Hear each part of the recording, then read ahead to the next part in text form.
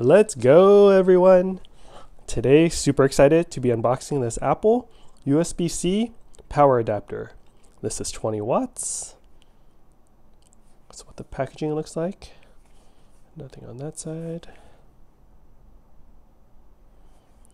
I use these a lot to charge my Apple devices.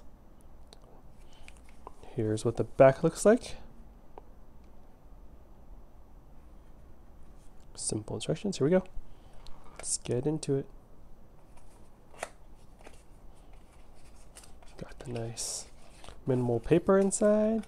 Got the nice pull tab to get it out. Let's see. That's it. Some warranty summary. Some paperwork. Don't think we need instructions for this guy.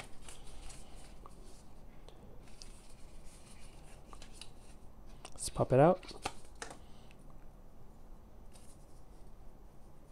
So there's this plug on this end, USB-C input on this end.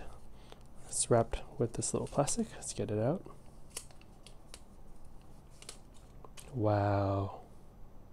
Super nice, high quality power adapter from Apple. Yeah, I'll drop a link in the video description below on where I got this from.